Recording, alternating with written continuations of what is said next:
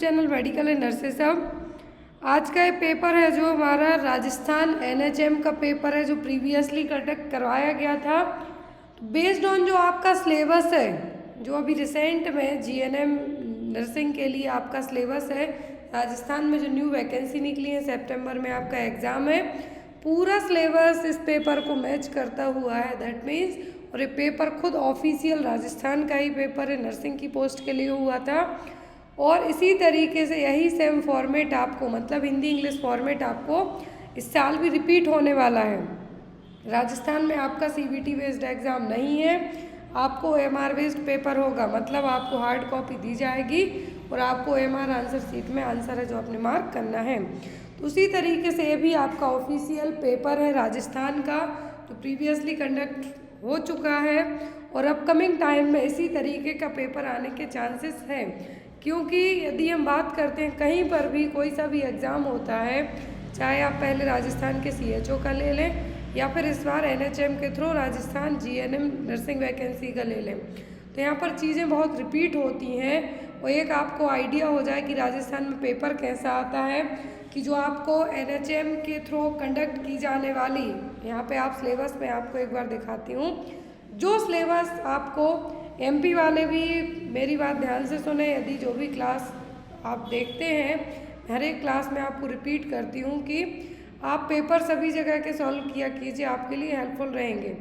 जो भी लोग एमपी एनएचएम की भी तैयारी कर रहे हैं तो वो भी इस पेपर को ज़रूर देखें, क्योंकि राजस्थान से अच्छा पेपर, राजस्थान का पेपर हम एक लेवल में कह सकते हैं कि मीडियम लेवल का आता है, लेकिन एमपी एनएचएम का पेपर थोड़ा हार्ड आता है।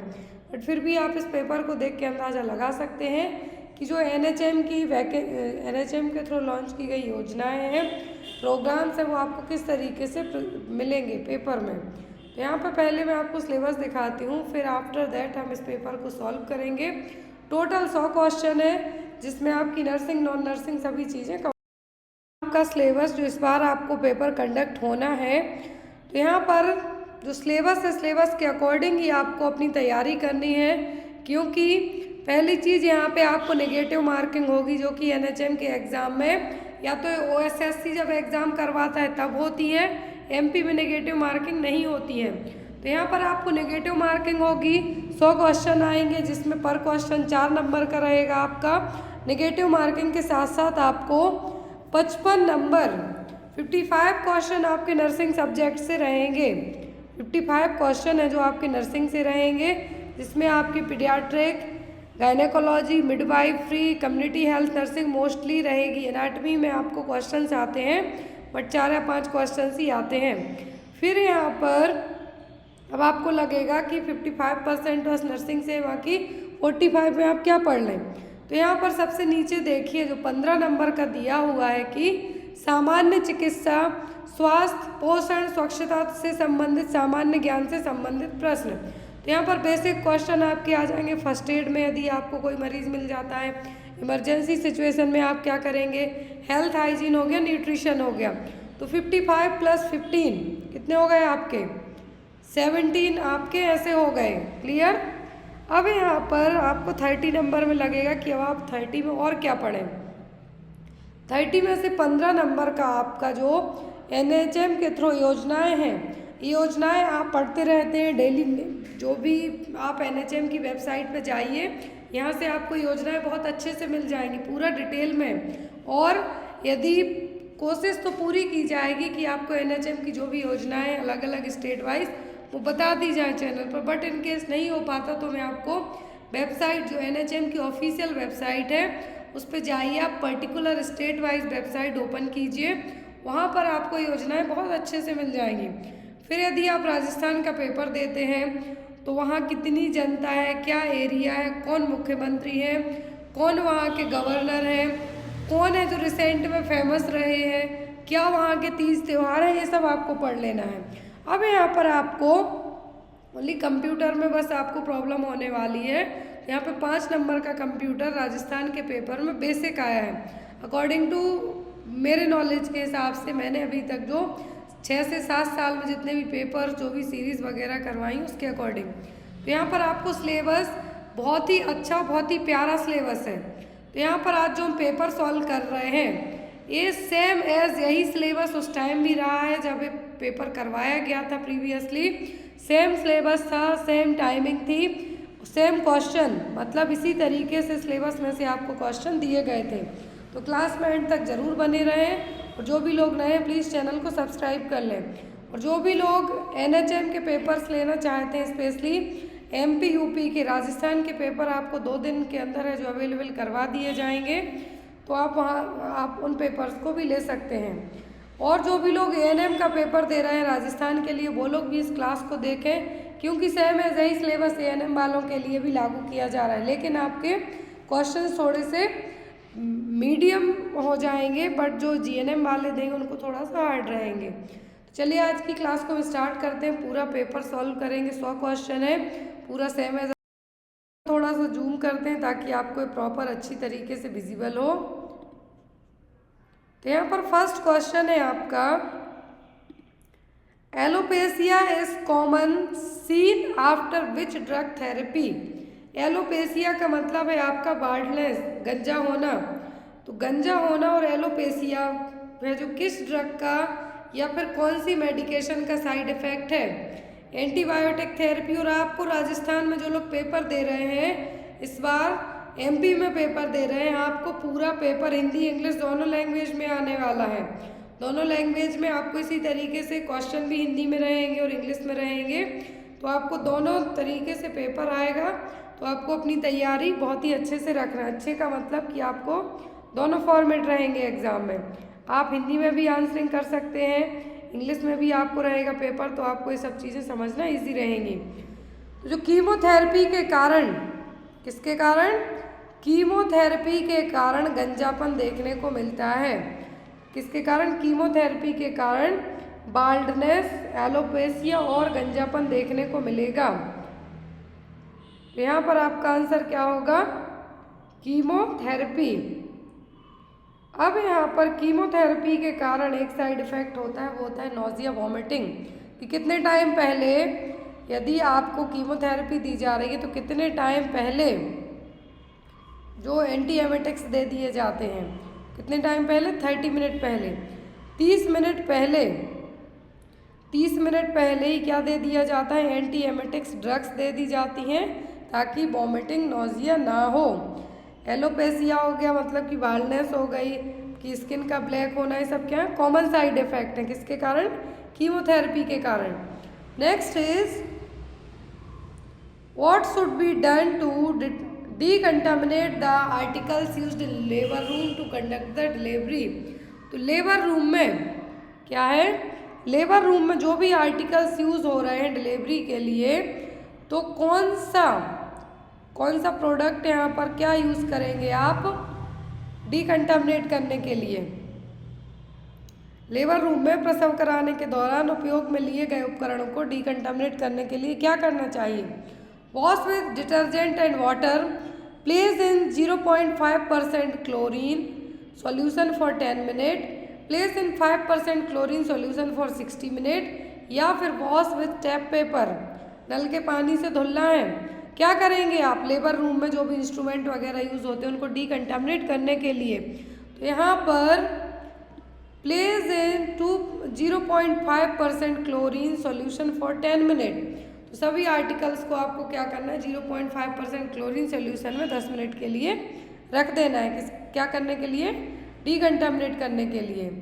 नेक्स्ट है आपका, distant vision is assessed by using, दूरदृष्टि, दूर की दृष्टि का आकलन किससे किया जाएगा?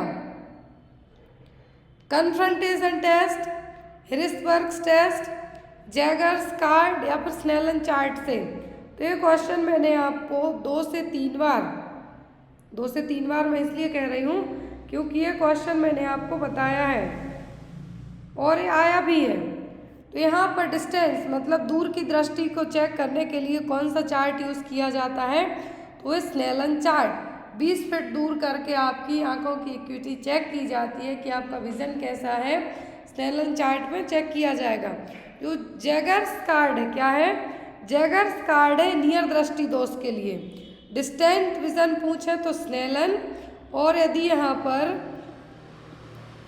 पर क्या पूछे आपको, नियर साइटेडनेस, नियर साइटेडनेस के लिए क्या यूज़ किया जाएगा? Jaeger chart, Jaeger cart, sorry, इसमें बहुत ही छोटे छोटे अक्षरों में चीज़ें लिखी हुई होगी तो आपको लगेगा कि कुछ पैसेज लिखा हुआ है। तो जैगर कार्ट जो नियर साइटेडनेस है और जो फार साइटेडनेस और दूरदृष्टि है तो Snellen chart. Next is eyes need to be covered during phototherapy session because, तो जब भी न्यूबॉर्न बेबी में फोटोथेरेपी की जाती है, फोटोथेरेपी किसके लिए की जाती है?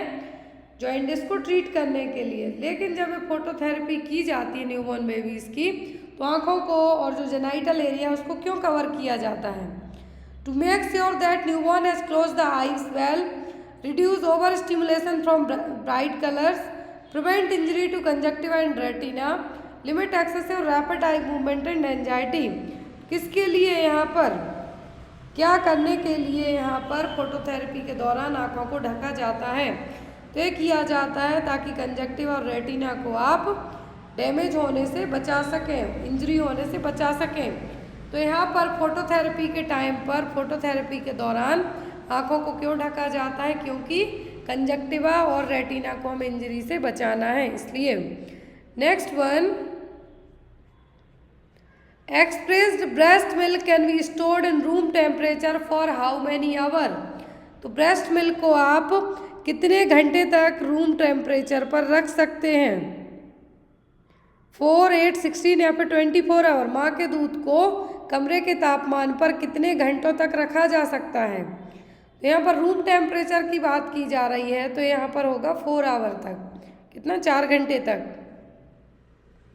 Next is in diarrhoea which of the following supplementation should be done.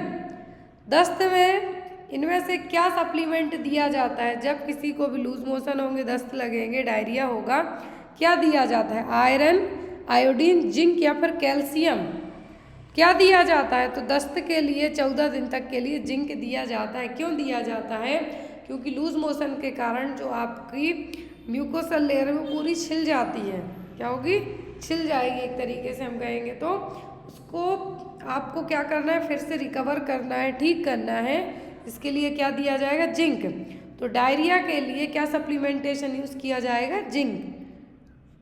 Next is which of the following patient is at high risk of UTI. तो यूरिनरी ट्रैक्ट इन्फेक्शन के लिए कौन सा पेशेंट सबसे हाई रिस्क रहेगा?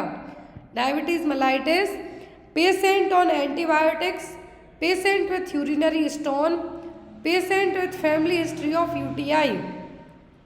तो urinary tract होने का सबसे ज़्यादा रिस्क किसको होगा?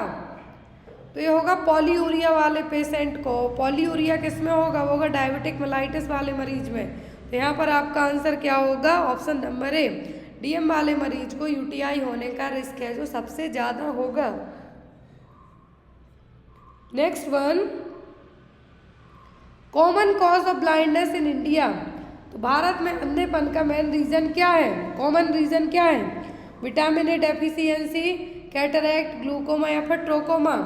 सभी आँखों की प्रॉब्लम्स है। ट्रोकोमेटाइटिस एक जो होगा वो ट्रोकोमा के लिए है।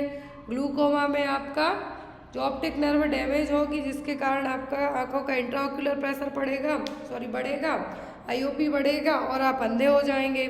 विटामिन ए की कमी से बच्चों में ज़ीरोफ्थैल्मिया होगा, केराटोमलेशिया होगा। कैटरैक्ट क्या है? कैटरैक्ट जिसमें लेंस हैं जो आपकी आंखों के, उन पर ओपेसिटी और क्लाउडनेस देखने को मिलेगी। तो क्या है? कैटरैक्ट। और कैटरैक्ट मोस्ट कॉमन कॉज है किसका? इंडिया में अंधे होने का, ब्लाइंडनेस का। Next is the most effective treatment for alcoholism is. तो शराब के लिए, शराब की आदत का सबसे प्रभावी इलाज क्या है? Psychotherapy, alcoholics anonymous, total abstinence, aversion therapy. शराब की आदत का सबसे प्रभावी इलाज है उसको छोड़ना। क्या है? छोड़ना, शराब पीने को ही छोड़ना। वो कहलाएगा आपका टोटल एब्सिस्टेंस। ये थेरेपी सब अपनाई जाती, साइकोथेरेपी भी अपनाई जाती है, एल्कोहलिक्स एनोनिमस भी अपनाया जाता है, एवर्जन थेरेपी भी अपनाई जाती है, डिटरेंट एजेंट भी अपनाए जाते हैं जिसमें डाइसल्फाम यूज़ की जाती है। लेकिन यहाँ पर एक सबसे अच्छा ट्रीटमेंट होगा कि शराब को छोड़ना, पूर्ण निषेध। Next one, Meniere's disease is related to. और मेनियर डिसीज का संबंध किससे है? आई से, ईयर से, रेस्पिरेटरी सिस्टम से या फिर डाइजेस्टिव सिस्टम से। मेनर्स डिसीज जिसमें आपको वर्टिगो होगी, डिजीनेस होगी, तो यहाँ पर है मेनर्स डिसीज का क्या है? मेनर्स डिसीज का कनेक्शन है ईयर से, इनर ईयर से, जिसमें आपको वर्टिगो के है जो एपिसोड्स आना स्टार्ट होंगे। कहाँ पर? इनर ईयर में जो मेन प्रेशर रहता है। और ये मेनर्स डिसीज किसके कारण होगी? प्रेशर के कारण। जो आपके इनर ईयर का पार्ट है वहाँ पर ज़्यादा प्रेशर के कारण प्रॉब्लम होगी। और यहाँ पर इस प्रॉब्लम के कारण जो मेन साइन देखने को मिलता है वो होता है वर्टिगो। क्या है? वर्टिगो मतलब कान में आपको स्प्रिंग टाइप से लगेगा, जैसे कुछ घूम रहा है। Next one, factors affecting the nutrition. Nutrition को क्या अफेक्ट करेगा? रिलीजन, कल्चर, इकोनॉमिक या फिर ऑल ऑफ दी अबव? कौन से फैक्टर अफेक्ट करेंगे?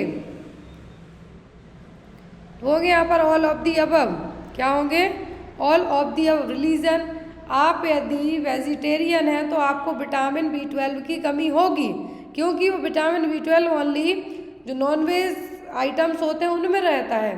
तो यहाँ पर ये फैक्टर हो गया कि आप जो वेजिटेरियन है आप नहीं खाते कुछ, कल्चर आपकी संस्कृति आपको अलाउ नहीं करती, इकोनॉमिक महंगे सस्ते पर भी चीज़ें अभी डिपेंड करती हैं, क्योंकि जो महंगाई है उसके समय में गरीब लोग जाके बादाम तो नहीं खा सकते हैं। तो यहाँ पर इस तरीके से, तो यहाँ पर आपका आंसर क्या होगा? All of the above. Nutrition को अफेक्ट करने वाले फैक्टर क्या हैं? सभी हैं। Next one is KMC should be continued for a neonate born preterm. यदि बच्चा प्रीटर्म पैदा हुआ है, if the baby is born before the 37 weeks, then KMC should be continued for how many weeks or how many days? Up to 28 days after birth, up to 4 month age, up to 14th week of pregnancy, up till baby achieve 3500 gram wait.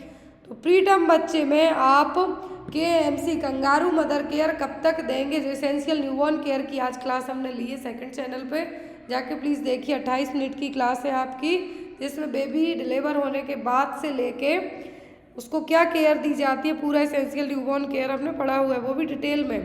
तो KMC care है जो kangaroo mother care, neonate यदि preterm पैदा हुआ है, preterm का मतलब 36 week से पहले 37 वीक से पहले हो गया है, तो यहाँ पर जब तक बच्चा अपना 3500 ग्राम तक, मतलब ये होता है कि 2.5 kg से ज़्यादा वेट अचीव ना कर ले, तब तक आपको इसके लिए देना है। तो यहाँ पर आंसर होगा till baby achieve 3500 gram weight. Next is the space between arachnoid and pia mater is called. तो अब जो सेक्शन आपको एनाटॉमी से आना है वो आपका ये रहा है यहाँ पर, एनाटॉमी फिजियोलॉजी से। तो स्पेस जहाँ पर आर्केनॉइड और पाया मैटर के बीच का स्पेस है वो क्या है? एपिड्यूरल स्पेस, सब ड्यूरल, सब आर्केनॉइड या फिर एक्स्ट्रा ड्यूरल? वो कौन सा स्पेस कहलाएगा? वो स्पेस कहलाता है आपका सब आर्केनॉइड स्पेस। कौन सा? सब आर्केनॉइड स्पेस, जहाँ पर आर्केनॉइड और पाया मैटर के बीच का, आर्केनॉइड फिर सब आर्केनॉइड फिर पाया matter. Clear? Next one, right dose of injection vitamin K for babies born weight less than 1 kg। यदि बच्चे का वजन पैदा हुआ है जब 1 किलोग्राम से भी कम है, लेस देन 1 kg है, विटामिन K का आप कितना डोज उसको लगाएंगे? ऑप्शन में आपको 0.5 mg, 1 mg, 0.1 mg या फिर 1 mcg। तो बच्चा यदि फुल टर्म 2.5 kg वजन का होता है और 2 किलो से ज़्यादा का होता है, तब आप उसमें पूरा 1 mg इंट्रामस्कुलर रूट से विटामिन K का injection at the time of birth देंगे। क्यों? ब्लीडिंग से प्रिवेंट करने के लिए। लेकिन यदि बच्चे का वजन 1 किलोग्राम से भी कम है, विटामिन K का हाफ इंजेक्शन दिया जाएगा, मतलब कि 0.5 mg। कितना? 0.5 mg। Next is IOP increases इन, तो इंट्राऑक्यूलर प्रेशर किस केस में बढ़ेगा? कंजक्टिवाइटिस में, ग्लूकोमा में, कैटरैक्ट में कि स्टार में? किस केस में इंट्राऑक्यूलर प्रेशर बढ़ जाएगा? तो बढ़ता है ग्लूकोमा में। किस में बढ़ेगा?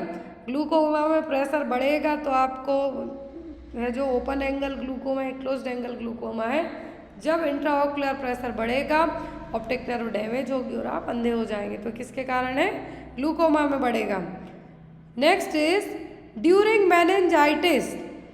मेनिंजाइटिस में क्या होगा? मेनिंजाइटिस का मतलब है जो ब्रेन और स्पाइनल कॉर्ड को कवर करने वाली लेयर है उसमें इन्फेक्शन और इन्फ्लामेशन का होना, इट्स कॉल्ड द मेनिंजाइटिस। अब इस मेनिंजाइटिस में क्या होगा? CSF प्रेशर बढ़ेगा या फिर CSF pressure decrease, CSF glucose increase या फिर BP डिक्रीज। क्या होगा? तो जब भी मेनिंजाइटिस या फिर ब्रेन और स्पाइनल कॉर्ड की लेयर के इन्फेक्शन की बात करें तो हमेशा CSF प्रेशर बढ़ेगा। क्या होगा? सेरिब्रो स्पाइनल फ्लूइड का जो प्रेशर है वो क्या होगा? बढ़ेगा, ICP बढ़ेगा। Next one is steam inhalation. Steam inhalation क्या है? ड्राई हीट है, मॉइस्ट हीट है, बोथ है या फिर नन ऑफ द अबव है? क्या है स्टीम हीट? स्टीम हीट है मॉइस्ट हीट, आर्द्रता। जब आप भाप लेते हैं तो आपको वहाँ पर dot dot dot dot type की बन जाएंगी तो क्या कहलाता है? मॉइस्ट, वो है heat. Steam inhalation is a moist heat. Next one is inadequate intake of which vitamin by the pregnant woman can cause neural tube defect in child। तो inadequate intake of which vitamin, कौन सा vitamin यदि आप pregnancy में कम लेते हैं, pregnant women कौन सा विटामिन कम लेगी जिसके कारण बच्चे को न्यूरल ट्यूब डिफेक्ट होगा?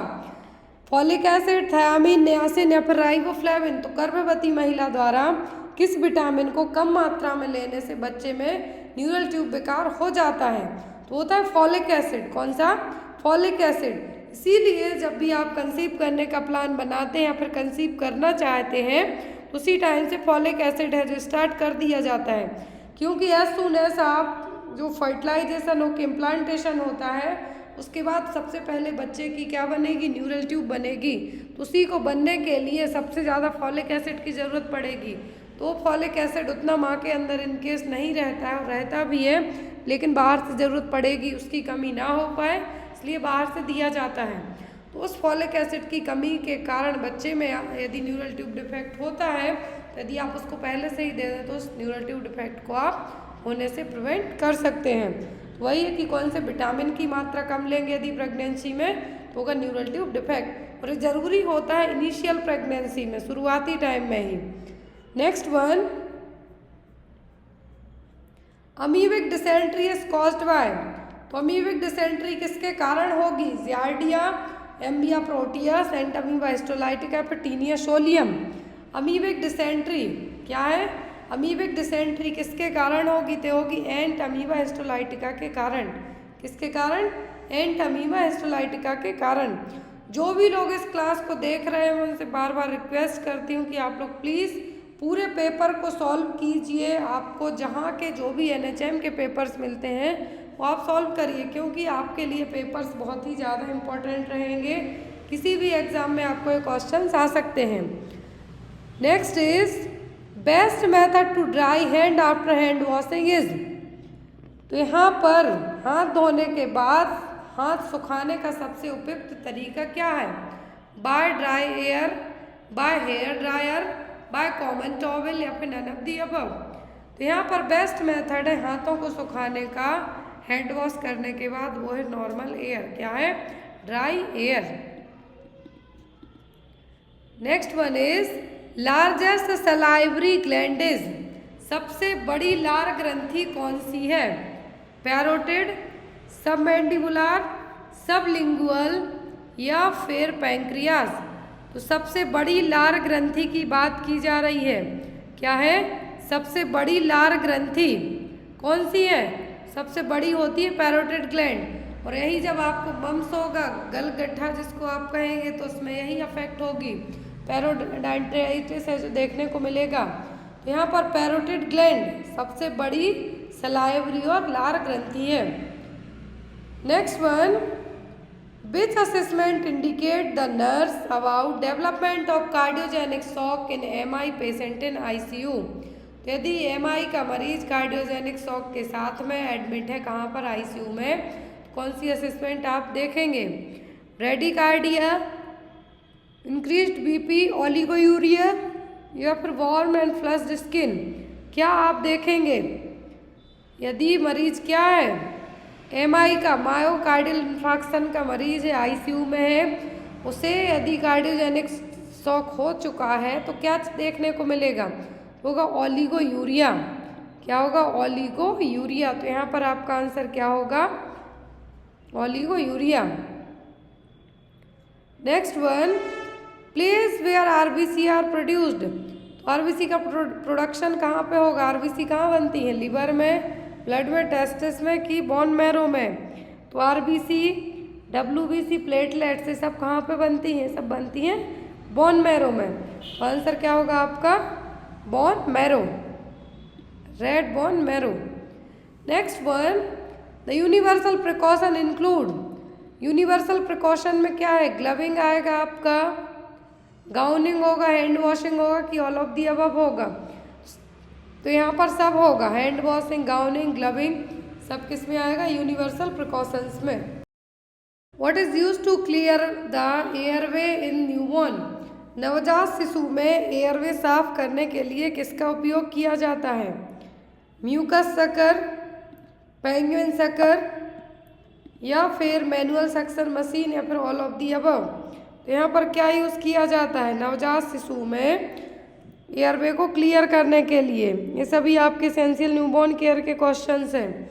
एसेंशियल न्यूबॉर्न केयर आज ही आपको एक क्लास ली गई है, तो ये सभी यूज़ किए जाते हैं। म्यूकस सकर यूज़ किया जाता है, पेंगुइन सकर यूज़ किया जाता है, कभी कभी मैनुअल सक्शन मशीन भी अपनाई जाती है। तो यहाँ पर आपका आंसर क्या होगा? All of the above. Next one, causative organism of syphilis. तो सिफिलिस का कॉज करने वाला कारक क्या है? HIV, human immune deficiency virus, sarcoptes scabies, तो ये स्कैबीज के लिए है। निसीरिया गोनोरिया, गोनोरिया को कॉज करेगा जो कि एक सेक्सुअली ट्रांसमिटेड डिसीज है। ट्रिप्नोमा पैलिडियम, तो सिफिलिस का पॉजिटिव एजेंट क्या? Treponema pallidum. तो यहाँ पर आपका आंसर क्या होगा? D, treponema pallidum is the positive organism for syphilis. Clear? Next is preterm babies. इसी तरीके के क्वेश्चन राजस्थान CHO में आपको इस बार भी आएंगे, ये मैं गारंटी के साथ कह सकती हूँ। तो यहाँ पर प्रीटर्म बेबी क्या है? प्रीटर्म बेबी क्या है? Baby born before 37 week, born before 40 weeks, born before 42 weeks या फिर बॉर्न बिफोर 47 वीक्स। तो प्रीटर्म बेबी का मतलब है ऐसे बच्चे जो 37 वीक कंप्लीट हुए ही पैदा हो जाएं, क्या कहलाएंगे? वो कहलाते हैं प्रीटर्म बेबीज। आफ्टर 42 वीक के बाद होंगे तो वो कहलाते हैं पोस्टर्म। बिफोर 37 के प्रीटर्म, फुल टर्म अबव 37 के बाद 37 वीक के बाद होंगे तो वो कहलाएंगे आपके term baby. Next one, simplified partograph should be used. तो सिंप्लीफाइड पार्टोग्राफ किसके लिए यूज किया जाएगा? For every female in labour, for a female at risk to develop complication, on choice of nurse, pregnant women undergoing caesarean section. तो किसके लिए use किया जाएगा? तो जो पार्टोग्राफ है, सिंप्लीफाइड पार्टोग्राफ, हर एक फीमेल के लिए जो लेबर में, मतलब जो उसको लेबर पेन आ रहे हैं उसमें यूज़ किया जाएगा। क्या है यहाँ पर? Simplified partograph. Next is which vitamin is found in newborn. Newborn baby में कौन सा विटामिन पाया जाता है? विटामिन B, C, D या फिर vitamin none of the above. तो यहाँ पर क्वेश्चन है कि कौन सा विटामिन न्यूबॉर्न बेबीज में पाया जाता है? तो यहाँ पर आपका आंसर आएगा none of the above, according to answer key के। क्या होगा यहाँ पर आपका answer? None of the above. Next is according to Freud which component of personality operates according to the reality principle. Reality principle पर कौन सा है जो यहाँ पर कंपोनेंट काम करेगा? ID, ईगो, सुपर ईगो या फिर ट्रस्ट। तो फ्रूट्स के अकॉर्डिंग क्या है? फ्रूट के अकॉर्डिंग जो प्रिंसिपल रियलिटी प्रिंसिपल पर काम करेगा होगा आपका ईगो। क्या होगा? Ego. Next is VDRL test is done for the diagnosis of. तो VDRL टेस्ट किसके लिए किया जाता है? गोनोरिया, सिफिलिस, टाइफाइड या फिर डिप्थीरिया। डिप्थीरिया के लिए सिक टेस्ट होता है, टाइफाइड के लिए विडाल टेस्ट होता है। अब बचता है आपका गोनोरिया और सिफिलिस। तो किसके लिए ये टेस्ट किया जाएगा? VDRL test. ये होता है सिफिलिस को डायग्नोस करने के लिए। किसके लिए? सिफिलिस को डायग्नोस करने के लिए। Next one is in VED analysis of inventory D refers for. तो यहाँ पर वेद एनालिसिस में डी का मतलब क्या है? डिमांडेबल, डिजायरेबल, ड्यूरेबल या फिर डिस्कार्डेबल। क्या होगा? तो इसका मतलब होगा आपका डिजायरेबल। वेद एनालिसिस में डी का मतलब पूछा है तो क्या होगा आपका? Desirable. Essential and desirable. VED analysis में वी डी का फुल फॉर्म क्या है? Vital, essential and desirable. तो यहाँ पर डी का फुल फॉर्म पूछा है तो क्या होगा? Desirable. Next one, which bone is also known as collar bone. तो कॉलर बोन किसको कहेंगे आप? क्लेविकल, स्कैपुला, रेडियस या फिर हीमरस। तो यहाँ पर कौन सी हड्डी है जो कॉलर बोन कहलाती? साइड की कॉलर आपकी जो रहेगी वही है यहाँ पर, वो कॉलर बोन कहलाएगी आपकी कौन सी? क्लेविकल। तो आंसर होगा आपका क्या? A, clavicle. Next is in emergency contraception which progesterone is used. तो इमरजेंसी केस में यहाँ पर देखिए, इमरजेंसी केस में कॉन्ट्रासेप्शन प्रोजेस्ट्रॉन यूज किया जाता है। तो यहाँ पर कौन सा? नॉरएथेस्टेरोन, मेड्रॉक्सीप्रोजेस्ट्रॉन, जेसोजेस्ट्रॉल या लेवेनोजेस्ट्रॉल। तो इमरजेंसी जो पिल्स होती हैं यहाँ पर, आइकेन आई पिल होंगी, उनमें कौन सा प्रोजेस्ट्रॉन रहेगा? तो होगा यहाँ पर लेवोनोजेस्ट्रॉल। क्या है? Levonorgestrel. Next is life of RBC. लाल रक्त कणिकाओं का जीवन काल कितना होता है? तो ये होता है 120 दिनों का। कितना? 120 डेज का। Next one, for absorption of calcium essential is. Calcium के एब्जॉर्प्शन के लिए क्या जरूरी है? Vitamin A, vitamin B, vitamin C या फिर विटामिन डी। कैल्शियम अकेला आप खाएंगे तो आपकी बॉडी उसको एब्जॉर्ब नहीं करेगी, उसके साथ में आपको विटामिन सी कैल्शियम के साथ में आपको विटामिन डी की ज़रूरत पड़ेगी। किसकी? विटामिन डी की। तो यहाँ पर आंसर होगा विटामिन डी। इसीलिए जो विटामिन डी का सबसे अच्छा सोर्स पूछे तो वो होता है क्या होगा? सन। सबसे अच्छा सोर्स है सन। और कौन सा विटामिन आपकी स्किन में एब्जॉर्ब होगा? तो वो है विटामिन डी। विटामिन डी के लिए कैल्शियम जरूरी है, कैल्शियम को एब्जॉर्ब होने के लिए विटामिन डी जरूरी है। Next is the duration of micro teaching should be. Micro teaching का ड्यूरेशन कितना होना चाहिए? 25 minute, 5 to 10 minute, 10 to 15 minute या फिर मोर देन 15 मिनट। तो माइक्रो टीचिंग का ड्यूरेशन कितना होना चाहिए?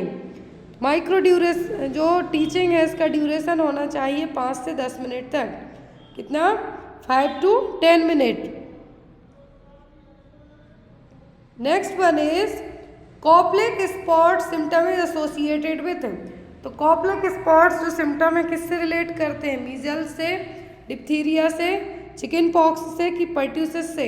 एक तो इसकी स्टेज पूछी जाती है कि कौन सी स्टेज में ये देखने को मिलेंगे। तो ये मीजल्स में देखने को मिलते हैं। किसमें? मीजल्स में।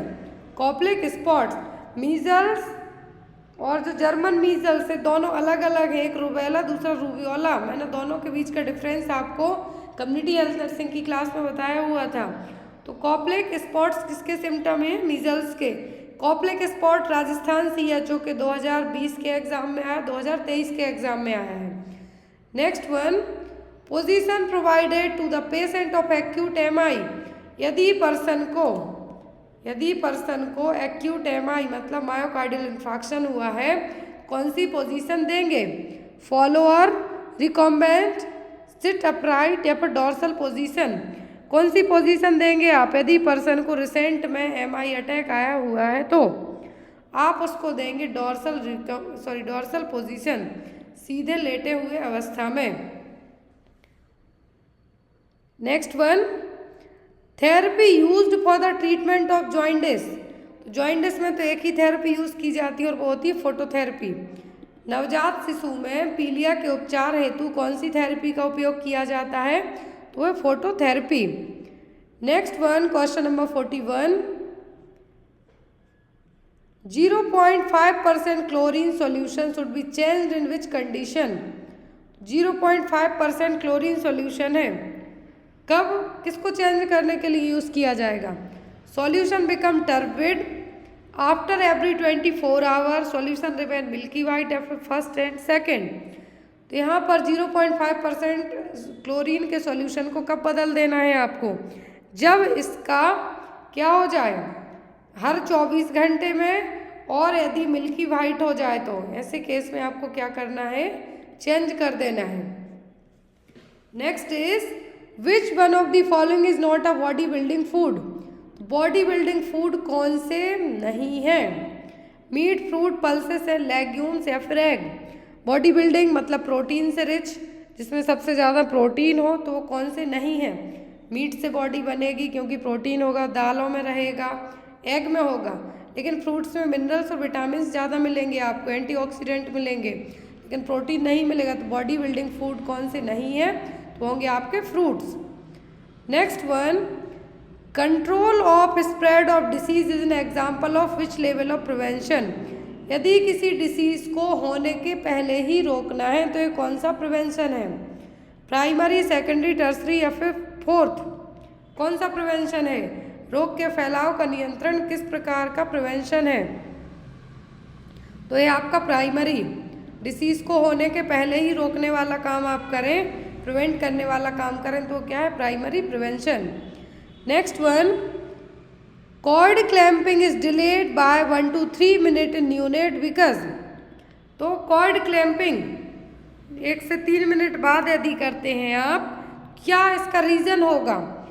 हर एक चीज़ किसी ना किसी रीज़न से होती है, कुछ ना कुछ उसके पीछे एक पर्पस होता है, गोल होता है। तो वैसे ही कॉर्ड क्लैंपिंग है जो की जाती है, यदि 1 से 3 मिनट बाद की जाए तो इसका क्या पर्पस होगा? Prevents anaemia in women, placenta separates easily, prevent jaundice in neonate, neonate gets cord blood. क्या रीज़न होगा यहाँ पर इसका? तो यहाँ पर न्यूनेट को कॉर्ड का ब्लड मिल जाएगा और बच्चे को ज़्यादा ब्लड मिलेगा तो बच्चा एनीमिया होने से बच सकता है।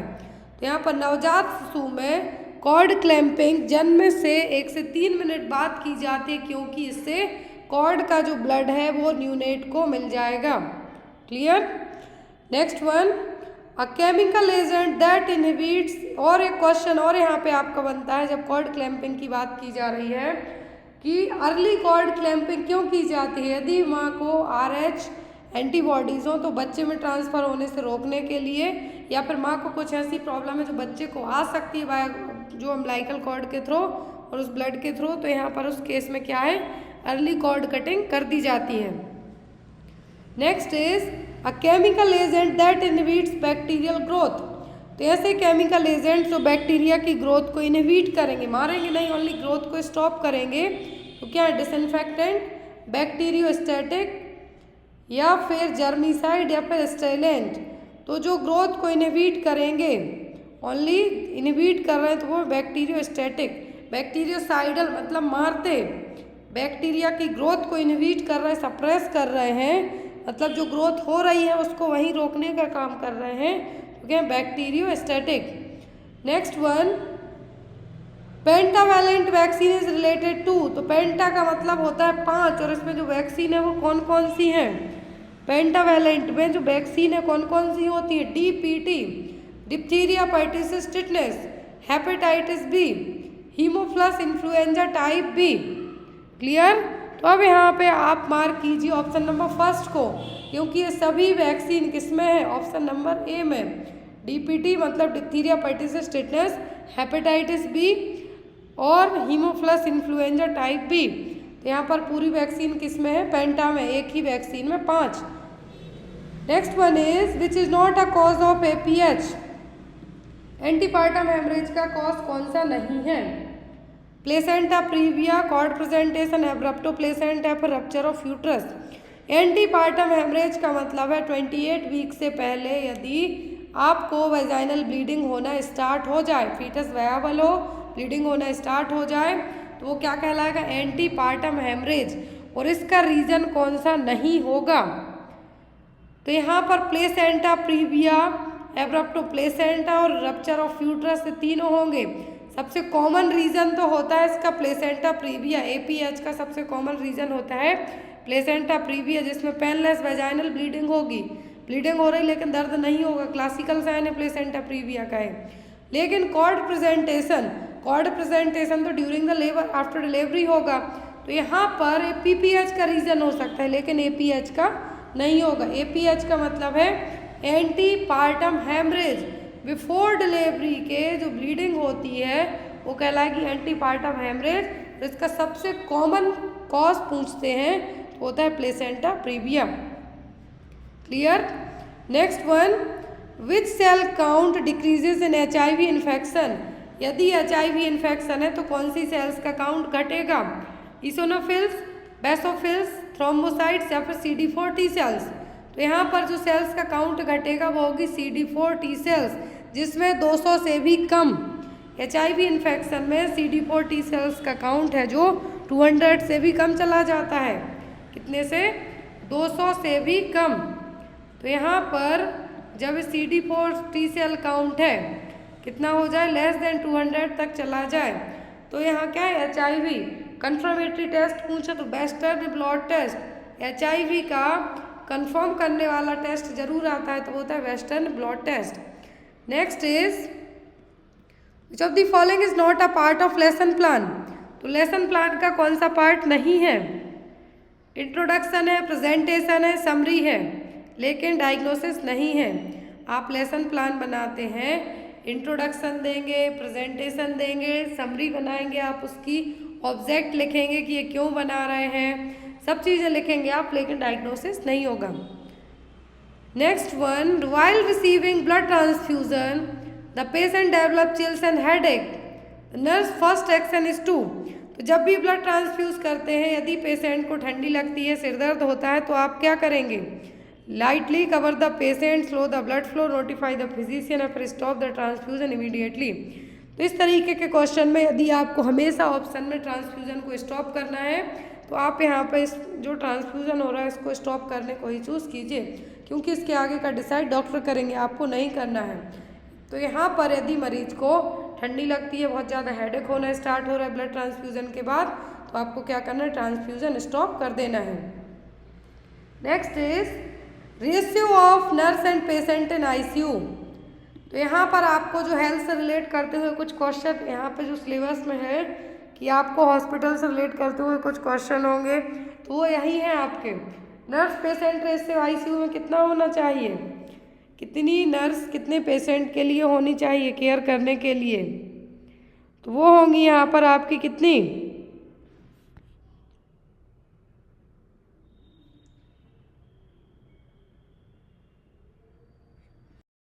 1/1। ICU की बात की जा रही है, नर्स एंड पेशेंट रेशियो कितना होना चाहिए, 1/1। अभी आपका नर्स और पेशेंट रेशियो जनरल वार्ड आ सकता है, OT में आ सकता है, पीडियाट्रिक में आ सकता है, SNCU में आ सकता है। तो ये आप नर्सिंग नॉर्म्स पढ़ेंगे, उसमें आपकी ड्यूटी वाला जो एक सेक्शन होगा जिसमें आपको, या फिर आप ये चीज़ आपकी फाइनल ईयर की बुक में भी आपको मिल जाएगी, पीडियाट्रिक की बुक में भी मिल जाएगी, MSN की बुक में भी आपको मिल जाएगी, अलग अलग रेशियो। तो यहाँ पर नर्स पेशेंट रेशियो होता है ICU में कितना, 1/1। Next is which is not the step of nursing process. Nursing process में असेसमेंट होगा, प्लानिंग होगी, इम्प्लीमेंटेशन होगा, डायग्नोसिस होगा, एवालुएशन होगा, लेकिन रिकॉर्डिंग नहीं होगी।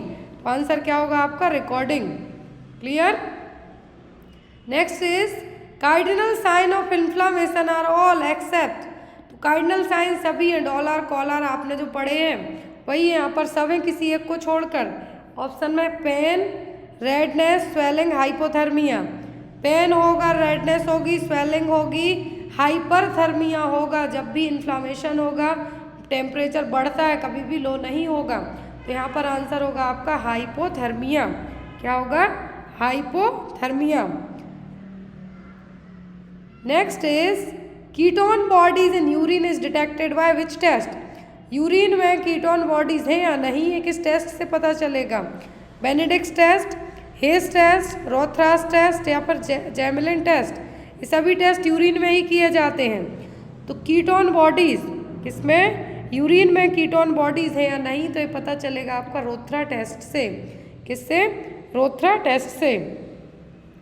Next is McBurney point is located in which of the following quadrant of abdomen. McBurney point किसमें? अपेंडिसाइटिस में। तो मैकबर्नी पॉइंट का जो एब्डोमेन का कौन से क्वाड्रेंट पर होगा ये pain? Left upper, left lower, right lower, sorry right upper या फिर राइट लोअर? कहाँ पर हो गए? ये होता है राइट लोअर में। कहाँ पर? Right lower.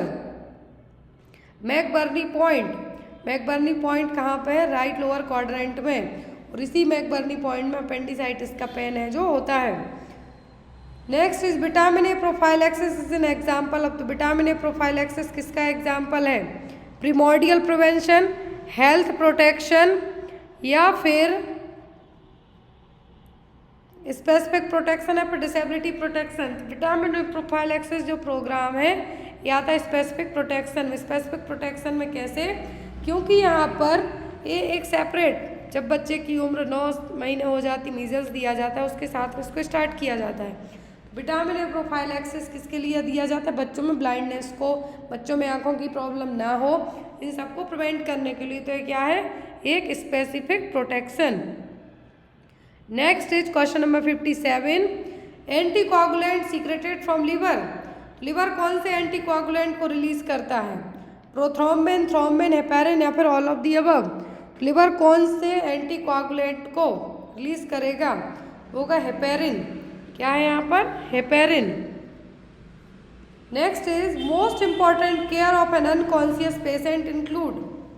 तो मोस्ट इंपॉर्टेंट केयर है बेहोश मरीज में कौन से? Breathing, circulation, patency of airway या फिर आई केयर। क्या है जो सबसे इम्पोर्टेंट है? तो वो है पेटेंसी ऑफ एयरवे। क्या है? Patency of airway.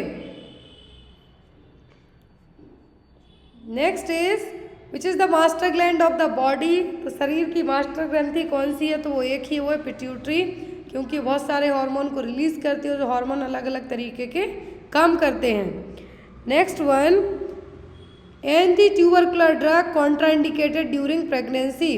तो कौन सी एंटी ट्यूबरकुलर ड्रग है? टीबी के ट्रीटमेंट में यूज़ की जाने वाली ड्रग है जो प्रेगनेंसी में नहीं दी जाती है। आइसोनियाजिड, रिफाम्सिन, स्ट्रेप्टोमाइसिन या फिर एथाम्ब्यूटोल। तो एंटी ट्यूबरकुलर ड्रग जो प्रेगनेंसी में इनहिबिट है, कॉन्ट्राइंडिकेटेड है, तो वो है यहाँ पर आपकी कौन सी ड्रग? तो वो है आपकी streptomycin. Single drug IM route से दी जाती है एंटी ट्यूबरकुलर ड्रग की। दूसरा प्रेगनेंसी में नहीं दी जाती। तीसरा है इसका, ये आपकी जो वेस्टिबुलोकोक्लियर नर्व है उसको डैमेज करके बहरा बनाने का काम करेगी आपको। रिफाम्सिन का पूछें, रिफाम्सिन से रेड ऑरेंज कलर की यूरिन होगी आपकी। क्लियर? बेसिक साइड इफेक्ट है किसके? जो एंटी ट्यूबरकुलर ड्रग है इनके। Next one is among the following is a secondary level institution of health department। अब आप सिलेबस भी रख सकते हैं अपना साथ में, क्योंकि आपको इसकी सिलेबस की बहुत ज़रूरत पड़ेगी। तो कौन सा है जो, इसलिए मैं आपको सिलेबस की बात कर रही हूँ क्योंकि जो NHM के प्रोग्राम्स हैं, कुछ हेल्थ एजेंसीज हैं या फिर कुछ डेज वगैरह से क्वेश्चन आते हैं, वो यहाँ पे आपके मैच होंगे। तो कौन सा है जो सेकेंडरी लेवल का इंस्टीट्यूशन है हेल्थ डिपार्टमेंट का? Primary health centre, sub centre, district hospital या फिर मेडिकल कॉलेज। तो सेकेंडरी की बात की जा रही है, किसकी? सेकेंडरी की। तो वो होगा यहाँ पर डिस्ट्रिक्ट हॉस्पिटल। क्या होंगे? District hospital. Next leprosy is also known as. तो लेप्रोसी का दूसरा नाम सबको पता है हैंसेंस डिसीज, माइकोबैक्टीरियल लेप्रा के थ्रू कॉज होगी। इसके लिए जो ड्रग ऑफ चॉइस है वो होती है डेप्सोन। अब यहाँ पर MDT treatment, multi drug treatment leprosy को ट्रीट करने के लिए यूज़ किया जाता है। नेक्स्ट वन, व्हेन वाज जननी सुरक्षा योजना लॉन्च्ड। तो जननी सुरक्षा योजना कब लॉन्च हुई थी? अप्रैल 2005 में, जून 2007, अगस्त 2009 फिर जनवरी 2002 में। तो एक है जननी सुरक्षा योजना, दूसरी है जननी शिशु सुरक्षा योजना। ये तो है JSY स्कीम जो कि अप्रैल 2005 में लॉन्च की गई थी। इसका एम था मैटरनल और न्यूनेटल मॉर्टेलिटी रेट को कम करना। कैसे? हॉस्पिटल और इंस्टीट्यूशनल डिलीवरी को बढ़ावा देके। दूसरी आई थी जननी Shishu Suraksha Karyakram. Next is influenza A, H1N1 is also known as. तो H1N1 को क्या कहा जाता है? Congo fever, swine flu, Zika virus या फिर बर्ड फ्लू, क्या कहा जाता है? तो H1N1 है स्वाइन फ्लू, ध्यान से देखिए, H1N1 स्वाइन फ्लू। ओसेल्टामिविर है ड्रग ऑफ चॉइस। मैंने जो सेकंड चैनल है मेडिकल एंड नर्सेस सबका शॉर्ट, उस पर आपको एक शॉर्ट वीडियो में 1 मिनट के वीडियो में 25 जो बीमारियां हैं और उनके ड्रग ऑफ चॉइस बताए हुए हैं, तो प्लीज़ जाके एक बार देखना 1 मिनट में 25 डिसीज़ की 25 ड्रग ऑफ चॉइस। तो इन्फ्लुएंजा H1N1 को कहा जाएगा swine flu, drug of choice है ओसेल्टामिविर। H5N1 को, यहाँ पर जो H5N1 है इसको कहा जाएगा बर्ड फ्लू। इसी को क्या कहा जाता है? Avian flu. Avian flu, bird flu और H5N1। H1N1 है swine flu, drug of choice oseltamivir. Next is union government on 1 January 2015 has renamed planning commission as. तो केंद्र सरकार ने 1 जनवरी 2015 को जो यहाँ पर प्लानिंग कमीशन थी, योजना आयोग का क्या नाम रखा? नीति योजना, नीति संसद, नीति आयोग या फिर नीति अधिकार। तो इसके जो चीफ होते हैं मैं बता दूं, वो होते हैं नीति। यहाँ पर जो प्लानिंग कमीशन का नाम बदल के क्या कर दिया गया, वो था आपका नीति आयोग। क्या था? नीति आयोग। और इसके जो हेड होते हैं नीति आयोग के, वो कौन होते हैं? देश के प्रधानमंत्री। अभी रिसेंट में अब इसके हेड के अलावा एक और आपको पूछे जाते हैं, पूछे जाएं तो वो कौन है? सुब्रमण्यम, BVR सुब्रमण्यम, जो कि फरवरी 2023 में ही अपॉइंट किए गए हैं। और जो नीति आयोग का पूरा एक तरीके से हमें कहेंगे पूरा इसके जो हेड हैं वो कौन होते हैं? होते हैं देश के प्रधानमंत्री। Next is Kalibangan prehistoric site is located in which district of Rajasthan. Kalibanga एक प्रागैतिहासिक स्थल है, राजस्थान के कहाँ पर है? जैसलमेर में, हनुमानगढ़ में, श्री गंगानगर में कि बीकानेर में? कलीबंगम, तो ये कहाँ पर है? ये है आपका हनुमानगढ़ में। कहाँ पर? हनुमानगढ़ में। Next one, the winner of Rajiv Gandhi Khel Ratna award 2015। तो अब आपको 2023 के बारे में पूछ सकते हैं। तो यहाँ पर GK GS आपको पुराना होगा, लेकिन आपको पुराना का मतलब है 2000 पेपर में जो फॉर्मेट पुराना होगा, लेकिन नए लोगों के नाम आपको याद रखना है। तो राजीव गांधी खेल रत्न अवार्ड 2015 में किसको मिला था? ऑप्शन है यहाँ पर सानिया नेहवाल, विराट कोहली, सानिया मिर्जा या फिर MS धोनी। तो यहाँ पर जो राजीव गांधी खेल रत्न अवार्ड है, क्या है? राजीव गांधी खेल रत्न अवार्ड है। इसका नाम बदल के 2000 जो रखा गया था वो क्या था? मेजर ध्यानचंद खेल रत्न अवार्ड। क्या था? मेजर ध्यानचंद खेल रत्न अवार्ड। तो यहाँ पर ये स्पोर्ट्समैन को मिलता है। और रिसेंट की यदि हम बात करें तो जो अभी मिला है मेजर ध्यानचंद खेल रत्न अवार्ड, इसका पहले नाम था राजीव गांधी खेल रत्न अवार्ड। ये 1991 से 1992 के बीच में चालू किया गया था। और यदि हम यहाँ पे बात करें तो ये अवार्ड इस साल है जो 2021 में तो दिया गया था नीरज चोपड़ा को दिया गया था। तो यहाँ पर आपको अलग अलग नाम आ सकते हैं, 2022-23 के पूछे भी जा सकते हैं। Next is 108 ambulance caters to.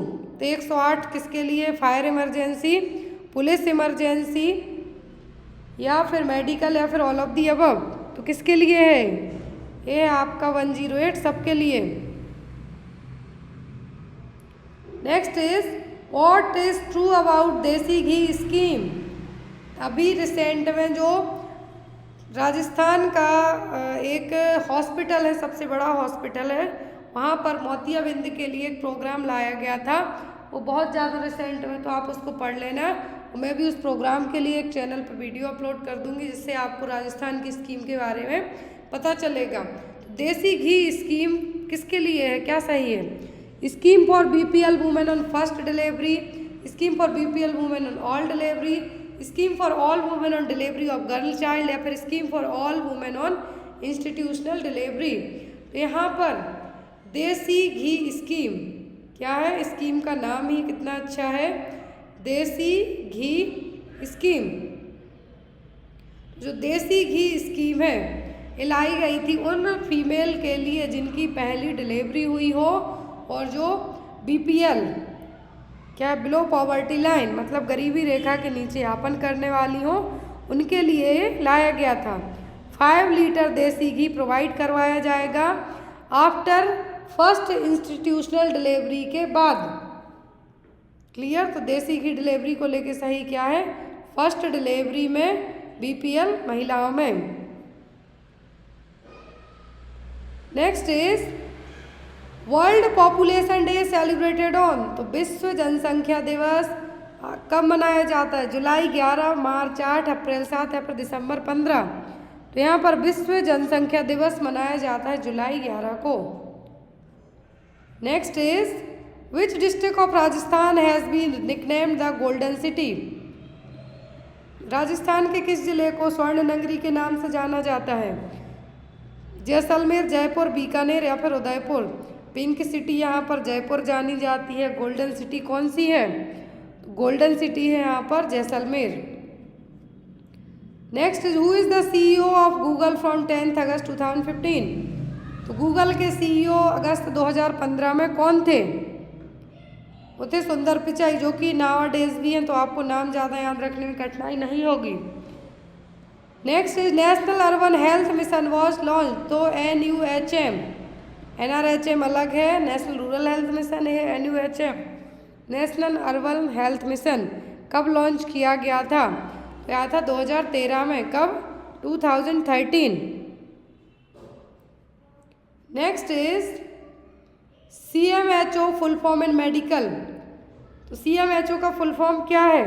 आपने मिलते आप सब लोग हैं हॉस्पिटल में जाके अपनी एप्लीकेशन लीव वगैरह देते भी होंगे गवर्नमेंट हॉस्पिटल में। तो यहाँ पर CMHO का मतलब क्या है? ऑप्शन में है chief mental and health officer, chief medical and health officer, central mental and health organisation, chief medical and health organisation. तो CMHO का फुल फॉर्म होता है chief medical and health officer, मुख्य चिकित्सा एवं स्वास्थ्य अधिकारी। Next is the famous Dilwara temple. तो दिलवारा टेम्पल किससे रिलेट करता है? बुद्धिज्म, जैनिज्म, सिखिज्म या फिर हिंदुज्म। तो किससे रिलेट करता है? तो ये जैनिज्म से। Next one is what is the maximum monthly pension under Atal pension योजना। तो अटल पेंशन योजना के तहत कितना हर महीने है जो पेंशन मिलेगी? 2000 रुपये, 3000 रुपये, 4000 या फिर 5000। कितनी पेंशन मिलेगी? तो ये मिलेगी 5000 तक। कितनी? 5000 तक। Next is pink ribbon is associated with. Pink ribbon किसके लिए? लंग कैंसर, सर्वाइकल, ब्रेस्ट या फिर बोन कैंसर। तो ये ब्रेस्ट कैंसर के लिए। किसके लिए पिंक रिबन किससे रिलेट करेगा? ब्रेस्ट कैंसर से। Next is auto immune disorder are usually associated with. तो जो ऑटो इम्यून डिसऑर्डर हैं किससे रिलेट करेंगे? माइग्रेन, डायबिटीज़, रिकेट्स या फिर नाइट ब्लाइंडनेस। किससे रिलेट करेंगे? तो होगा डायबिटीज़ से। किससे? डायबिटीज़ से। ऑटो इम्यून डिसीज़ के कारण भी कभी कभी आपकी खुद की सेल्स आपको हार्म पहुंचाने लगती हैं, वो कहलाती ऑटो इम्यून डिसीज़। और इसका एक जो रिलेशन का मतलब किसके कारण हो सकता है, तो वो diabetes. Next one, at which age measles vaccine is given the baby. तो बच्चों में मीजल्स वैक्सीन कब दी जाती है? At the age of 6 month, at the age of 10 weeks, within 9 to 12 month of age, या फिर ऑल ऑफ दी अबव। कब दी जाती है? 9 महीने कंप्लीट होने के बाद। कब? जब 9 महीने कंप्लीट हो जाए उसके बाद, तो within 9 to 12 month of age. Next one, breast feeding start within. तो ब्रेस्ट फीडिंग कब स्टार्ट करनी? Within 1 hour of birth, within 1 to 24 hour, after 24 hour of none of the above. तो breast feeding essential newborn care का जो आपके लिए class है उसमें ये भी पढ़ाया गया है। तो यहाँ पर with in 1 hour of birth. Next is, और यहाँ पर 1 घंटा ही क्यों यूज़ किया जाता है? जस्ट बिकॉज ऑफ बेबी जब बाहर आता है तो वो रोएगा, स्नीज करेगा, जो भी उसके मुंह के थ्रू जो म्यूकस है, जो सीक्रेशन है, वो बाहर आ जाएगा। एंड देन आफ्टर वो प्रॉपर सांस ले पाएगा, ब्रीथ कर पाएगा, देन इसीलिए 1 आवर तक का टाइम, 30 मिनट टू 1 आवर का टाइम यूज़ किया जाता है। क्या होगा? Within 1 hour of birth. Next is, after normal delivery a women should stay at hospital for how many hour? तो यदि नॉर्मल डिलीवरी हो जाती है तो उसके कितने घंटे तक आपको हॉस्पिटल में रुकना है? ऑप्शन में है 24, 36, 48 या फिर 12 आवर, कितना, सॉरी 12 घंटे। तो यदि आपकी नॉर्मल वेजाइनल डिलीवरी होती है तो उसके बाद आपको हॉस्पिटल में एटलीस्ट 48 घंटों तक रुकना है, क्योंकि इसी 48 घंटे में चेक किया जाएगा कि आपको पीपीएच की कंडीशन डेवलप तो नहीं हो रही है। इन सब चीज़ों को, स्पेशली पीपीएच को चेक करने के लिए 48 आवर तक आपको नॉर्मल डिलीवरी के बाद रुकना होगा। यदि सिजेरियन की बात करें तो 72 घंटे रखा जाता है duration. Next is, a person having BMI of more than 25 kg पर मीटर स्क्वायर इज, तो 25 किलोग्राम पर मीटर स्क्वायर से ज़्यादा हैं तो पर्सन की BMI क्या? ओवरवेट, अंडरवेट, अंडर ओबीज या फिर ओबीज। बॉडी मास इंडेक्स क्या है? बॉडी मास इंडेक्स फॉर्मूला होगा weight in kilogram divided by height in metre square. यहाँ पर आपको या तो वेट दे देंगे, हाइट सेंटीमीटर में देंगे तो मीटर में कन्वर्ट करना है, और आपको BMI निकालने को आ सकता है, या फिर डायरेक्ट आपको BMI की जो रेंज है, ओवरवेट, अंडर ओबीज, ओबीज और नॉर्मल, तो यहाँ पर वो आ सकती है। तो यदि पर्सन की BMI 25 से ज़्यादा है, दैट मीन्स इसका जो क्या है, ओवरवेट है, वो अंडरवेट है, अंडर ओबीज है कि ओबीज है, क्या है? तो ये पर्सन होगा ओबीज। किस कैटेगरी में? मोटापे की में। Next, recently the bank of Rajasthan has been merged with, तो अभी तो बहुत सारे बैंकों में मर्जर चल रहा है, तो अलग अलग आपको हो सकता है। राजस्थान ने मर्जर किया था, किस बैंक ऑफ राजस्थान का मर्ज हुआ था, कब हुआ? ये 2015 के पहले है, तो यहाँ पर ये हुआ था ICCI के साथ में। Next is, who was the first chief minister of Rajasthan? Rajasthan के पहले मुख्यमंत्री कौन थे? हरिभाऊ उपाध्याय, मोहनलाल सुखाड़िया, पंडित हीरालाल शास्त्री, गोकुललाल असावा। First chief minister of Rajasthan, तो वो थे आपके कौन? पंडित हीरालाल शास्त्री। कौन थे? पंडित हीरालाल शास्त्री। नाउअडेज कौन है? Gehlot. Next one, in preventing and controlling the transmission of infection the single most important technique is, तो इन्फेक्शन को प्रिवेंट करने के लिए, कंट्रोल करने के लिए, ताकि वो दूसरों में ना फैले, ट्रांसमिट ना हो, सबसे अच्छा टेक्निक क्या है? Hand hygiene, use of disposable gloves, use of mask या फिर स्टरलाइजेशन टेक्निक और इक्विपमेंट, तो वो होंगे आपकी हैंड हाइजीन। हाथ धुलते रहिए, क्रॉस कंटामिनेशन से आप बचा सकते हैं। Next is, which of the following is a non communicable disease? Measles है, एड्स है आपका, और यहाँ पर TB भी होगा, लेकिन ब्लाइंडनेस नॉन कम्युनिकेबल डिसीज नहीं, सॉरी नॉन कम्युनिकेबल डिसीज है, बाकी मीजल्स, एड्स, TB ये सभी क्या है? कम्युनिकेबल डिसीज हैं। Next is, who can take a food sample under the PFA act? तो जो यहाँ पर PFA एक्ट है, PFA एक्ट के तहत, खाद्य पदार्थ मिलावट रोकथाम अधिनियम के तहत, फूड एडल्ट्रेशन एक्ट के तहत तो PFA एक्ट है, तो इसमें कौन सैंपल कलेक्ट कर सकता है? Consumer, sanitary inspector, police inspector या फिर नन ऑफ द अबव? कौन ये कर सकता है PFA एक्ट के तहत? तो वो होंगे आपके इनमें से कोई भी नहीं। क्या होगा आंसर आपका? कोई भी नहीं। PFA एक्ट में जो सैंपल कलेक्ट होगा, क्या होगा? सैंपल कलेक्ट होगा इस एक्ट के तहत, वो कौन कलेक्ट कर सकता है? Prevention of food adulteration act 1954 में आया था। इसके तहत फूड इंस्पेक्टर ही इसके सैंपल को कलेक्ट कर सकते हैं, बाकी इनमें से कोई नहीं। Next is what is the coverage of NRHM? तो नेशनल रूरल हेल्थ मिशन की कवरेज क्या होगी? पूरा देश, 18 स्टेट, बीमारू स्टेट या फिर नन ऑफ द अबव? तो NRHM किस किस को कवर करेगा? तो यहाँ पर एंटायर कंट्री, एंटायर कंट्री का मतलब है नेशनल रूरल हेल्थ मिशन, जितने भी रूरल एरिया हैं। तो NHM, आप जब NHM की जो एक सिंगल वेबसाइट खोलेंगे तो अलग अलग स्टेट वाइज आपको मिलेंगे, स्टेट वाइज खोलेंगे तो अलग। तो NRHM में क्या होगा? पूरा एंटायर कंट्री। तो आंसर क्या होगा आपका यहाँ पर? Option number A. Next is WHO recommended which of the following for management of diarrhoea? तो डायरिया के लिए WHO क्या रिकमेंड करेगा? Electrolyte, ORS plus zinc, rice water या फिर शुगर सॉल्टेड वाटर? तो वर्ल्ड हेल्थ ऑर्गेनाइजेशन ORS और zinc को रिकमेंड करेगा डायरिया के लिए। Next is when is the first polio drop given? तो पोलियो का पहला जो ड्रॉप है कब दिया जाता है? 2 बूंद दी जाती हैं। Soon after birth, after 15 days of birth, 7th day of birth या फिर 6th month of birth? First polio drop जिसको आप 0 डोज कंसीडर कर सकते हैं, क्या कर सकते हैं? 0 डोज में कंसीडर कर सकते हैं। तो यहाँ पर कब दिया जाता है? Soon after the birth. Next is census is an exercise carried out in every? तो जनगणना कितने वर्षों में की जाती है? 5 साल, 10 साल, 15 साल? तो ये की जाती है एवरी 10 ईयर में। कब? हर 10 साल में। Next is which disease can be fatal in mall nutrition? तो यहाँ पर कौन सी बीमारी कुपोषण में जानलेवा है? टिटनस, एनीमिया, मीजल्स या फिर पोलियो? कौन सी बीमारी जानलेवा होगी? तो वो होगी आपकी मीजल्स। क्या होगी? फैटल इन माल न्यूट्रिशन की बात की जा रही है तो वो होगी measles. Full form of MTC? तो MTC का मतलब क्या है? वो है आपका malnutrition treatment centre. Next one, name the fish used to eat larva of mosquito under malaria control programme? ये क्वेश्चन DNS के पेपर जो हुए उनमें खूब आया है।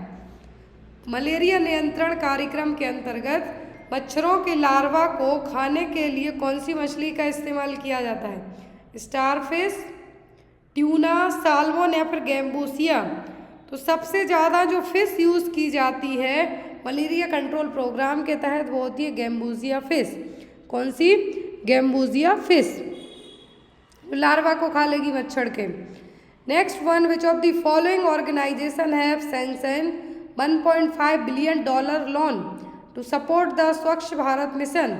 स्वच्छ भारत मिशन से क्वेश्चन आपको आ सकते हैं। तो 1.5 बिलियन लोन है जो अप्रूव किया था किसने स्वच्छ भारत मिशन के लिए? वर्ल्ड बैंक ने, इंटरनेशनल मॉनेटरी फंड ADB ने, फिर Japan bank for international cooperation ने। किस बैंक ने इतना बड़ा है जो अमाउंट लाया था? तो वो था वर्ल्ड बैंक। किसने? विश्व बैंक ने और वर्ल्ड बैंक ने।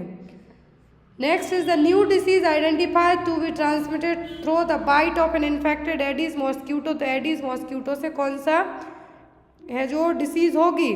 मलेरिया, कॉन्गो फीवर, H1N1 या फिर जीका वायरस डिसीज? तो वो होगी जीका वायरस। कौन सा? Zika virus disease.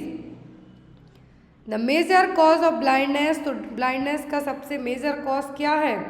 Refractive error, glaucoma, corneal blindness या फिर कैटरैक्ट? तो वो है कैटरैक्ट।